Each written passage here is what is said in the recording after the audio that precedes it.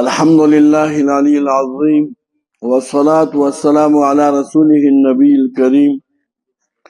وعلى آله وأصحابه الذين نالوا منه الفيض العظيم. سبحانك لا علم لنا إلا ما علمتنا إنك أنت العليم الحكيم. رب اشرح لي صدري ويسر لي أمري واحلل عقدة من لساني يفقه قولي. اعوذ بالله من الشیطان الرجیم. بسم الله الرحمن الرحیم. اول صورت ده صورت شمس مکی صورت ده اعتبار د مصحف سره یو نوی په اعتبار د نزول سره شپږشتم نمبر صورت ده نازل د رسول صورت قدر نه مخکې صورت کې بیان د مجازات او د اعمال وشو په دې کې بیان د مجازات او د اعمال ذکر کوي صد شواهد او موضوع دې صورت عام طور چې کوم ده هغه مظاهر د قدر په ابتدا کې داغه پر شاهد ذکر کوي چې هغه عبارت دی هغه سړی چې کوم سړی اخلاق حمیده لري هغه ته الله نجات ورکوي او چې کوم سړی د په ضد کې اخلاق حمیده نه لري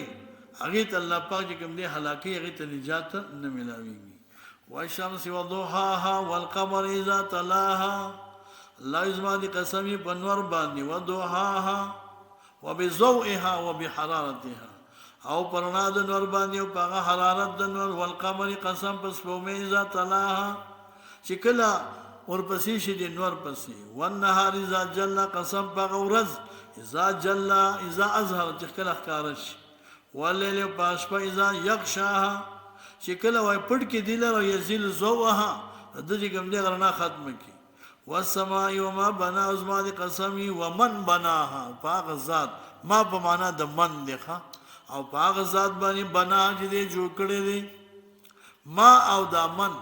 دا د الفاظ د عموم نه دي ته عام معنوي وي خو ما د فرد غیر ذویل قول استعمالي ومن د فرد ذویل عقول دا ومن په معنا د من دی ومن بناها والارض وما طوال قصيب باغزم كماني ومن طهاها چا چې خور کړی نه ونفس وما ساز مالک قصيب باغ نفس باندې وما پامن باغز سوها چې هغه برابر کړی دی دلته فالهمها او به خودل د توایا فجورها هغه معصیت لار او تقواها او توا توحید طاعت لا قد ابلها من زکاها دا جواب قسم دی الله پسا بهرمن او کامیاب دی هغه څوک زکاها چې پاک کړي دي نه پسله په ایمان او په طاعت وقد خاب من دساها وتقسرا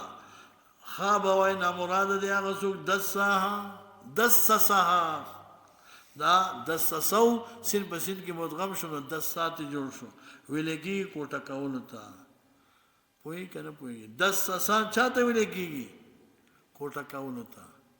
چې دا نفس په ګناولو باندې کوټه کړي دی بے قیمته کړي دی وسې څوک نه اخلي هغه مال چې هغه کوټه شي هغه پیسې چې هغه څه شي وایا ناپقه نه پیسو کې نه اخلي باز کوټه شي ردی شي نو دم د خپل نفس چې کوم دی ردی کړي دی کذبت ثمود بتقوا تکذیب کړو سمودیانو په سبب د سرکشي د دوی باندې الله عظیم با ساسقا چې کله را پورته شبدې کې هغه بدبخت د دوی چې قدار بن صالح او مصدع بن رحوه تاسو په دې پوښ نبی علیہ الصلوۃ والسلام فرمایي په دې کې چې کوم دې بدبخت چې دا قدار بن صالح زما امت کې بدبخت هغه سره چې هغه کوم دې قاتل لانی سي دغه هغه ته اشاره وکړه وقال لهم رسول الله ویل دوی ته رسول د خدای ته صالح علیه السلام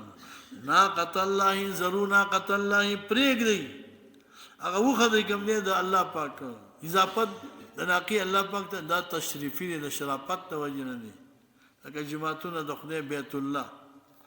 وایا وسقیاه پرېګ دی چې کوم دی هغه حفاظت وکړي د نمبر دغه هغه خپل نمبر د وبور کوي الله فكذبوا هدي تكذيبوا فقروها زخمي كلا دا حتى قتلوها وي وجرها لاكلا فدمدم عليهم الله منطبق شو حتى وكلا بدي باندې رب د دې وای په سود ګناونو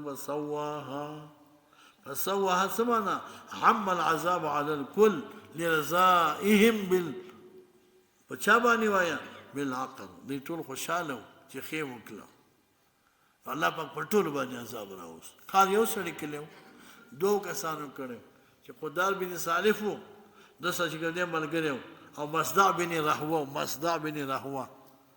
ښځې ورله لالچ ورکړی و ښه چې دا پیسې واخله یا زه به تاسو نکاح وکړم خو دا کار وکړه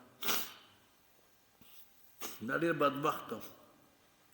نو الله پاک عذاب په ټولو راوست د هغې وجه دا و چې دی ټول راضي ولا یخاف عقباه او دی نه یېرېده چې کوم دی د انجام د دې نه پوهېږي په دې نه پوهېده چې انجام به څه راوځي د عاقبت د هلاکت د دوی